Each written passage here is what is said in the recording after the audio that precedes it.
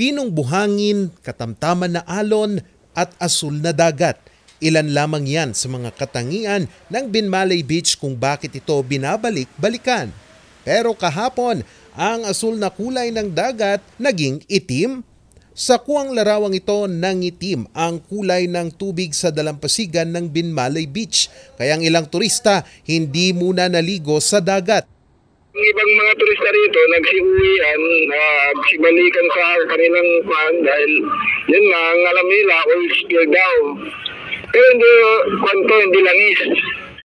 Sinubukan ng news team na makapanayam ang Municipal Disaster Risk Reduction and Management Office ng Binmalay pero tumanggi muna ang mga ito. Pero sa kanilang pahayag, nag-iba ang kulay ng dagat dahil sa linang o pakain sa mga isda na ikinalat ng malalakas na alon ng dagat. Nilinaw din ng bantay dagat na hindi ito oil spill na taliwas sa kumakalat na impormasyon sa social media. Meron pa rin kaso hindi na ganun masyadong kulay ito. Mayroon pa rin kulay orange pero hindi naman masyado. Taon-taon na nangyayari pag lumakas yung alon.